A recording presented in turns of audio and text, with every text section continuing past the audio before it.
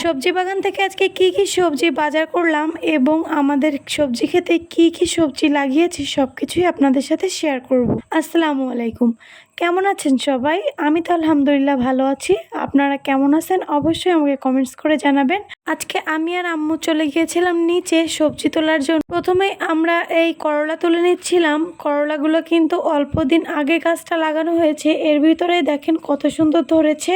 আর আমরা একদমই সার ব্যবহার করিনি, এটা একদম প্রাকৃতিক এবং আমরা কিছু সবজি খোসা, গোবর সার এগুলো ব্যবহার করেছি। তো তাতেই দেখেন সবজিগুলো কত সুন্দর হয়েছে। মাশাআল্লাহ, আলহামদুলিল্লাহ, আল্লাহর সব নেয়ামতগুলোই অনেক সুন্দর। তো এই যে উস্তেগুলো দেখেন ভিতরে ভিতরে থাকে, এটাকে আমরা উস্তেও বলে থাকি, করলাও বলে থাকি। এখানে দুটা গাছ ছিল, একটাতে উস্তে হয়েছে এবং একটাতে করলা হয়েছে। তো আমরা দুটাই তুলে নিচ্ছিলাম আজকে। আর এই যে দেখেন কতগুলো হয়েছে, আর এই যে কি সুন্দর লাগে না তুলতে। আমার তো সবজি তুলতে অনেক ভালো লাগে, আপনাদের কেমন লাগে অবশ্যই জানাবেন।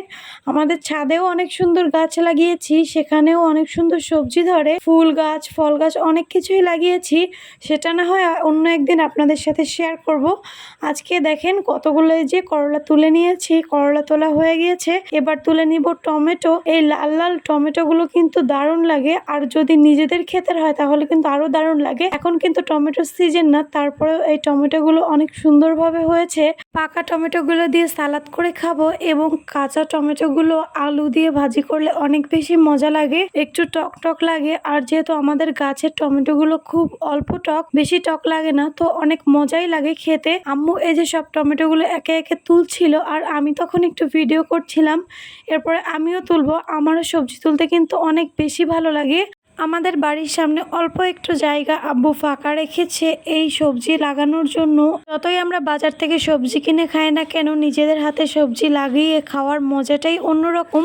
এখানে আব্বু অনেক প্রকারের সবজি লাগিয়েছিল, টমেটো, করলা, শাক, তারপরে লাউ, কুমড়া, অনেক প্রকারের সবজি আব্বু লাগিয়ে থাকে। তো বর্তমানে এখন শীতের সময় যেহেতু চলে গিয়েছে, নতুন করে আবার সবজি লাগাবে।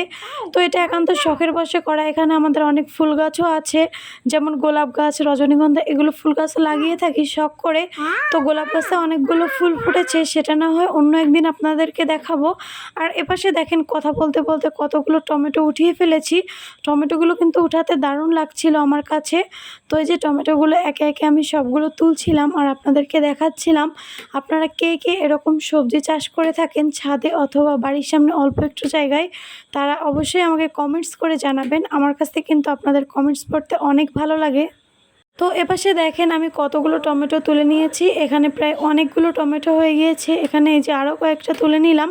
এরপরে দেখেন বেগুন গাছ লাগানো হয়েছিল, তো বেগুন কত সুন্দর ধরেছে, মাশাআল্লাহ বলবেন সবাই। আর এখানে সবুজ বেগুন, তারপরে সাদা বেগুন, অনেক প্রকারের বেগুনই আমাদের এখানে লাগানো হয়েছে। আর বেগুন গাছে একবার বেগুন ধরা শুরু হলে তখন একের পর এক অনেক বেগুন ধরে। তো আমাদের গাছে অনেকগুলোই বেগুন ধরেছিল, আজকে সেই বেগুনগুলো উঠাচ্ছিলাম। এই যে দেখেন কত বড় বড় হয়ে গিয়েছে। আমার কাছে কিন্তু বেগুন ভাজিটাই বেশি পছন্দ হয়, খিচুড়ির সাথে বেশি মজা লাগে এই বেগুন ভাজি। আমার মতো কে কে আপনাদের নিজেদের ক্ষেতের থেকে সবজি তুলে খেতে পছন্দ করেন অবশ্যই কমেন্টসে জানাবেন।